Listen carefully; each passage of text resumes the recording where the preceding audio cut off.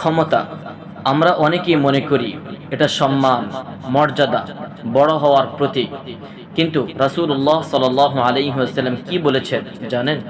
তিনি সাহাবী আবু যর গিফারী রাদিয়াল্লাহু তাআলা আনহুকে বলেছিলেন, ইন্নাহা আমানাতুন ওয়া ইন্নাহা ইয়াউমাল কিয়ামাতি খিজয়ুন ওয়া নাদামা।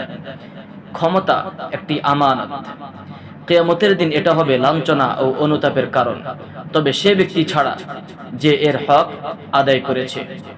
আরেক হাদিসে রাসূলুল্লাহ সাল্লাল্লাহু আলাইহি ওয়াসাল্লাম বলেছেন, আল্লাহ যে বান্দাকে মানুষের দায়িত্ব দেন আর সে তাদের সাথে প্রতারণা করে, আল্লাহ তার জন্য জান্নাত হারাম করে দেন।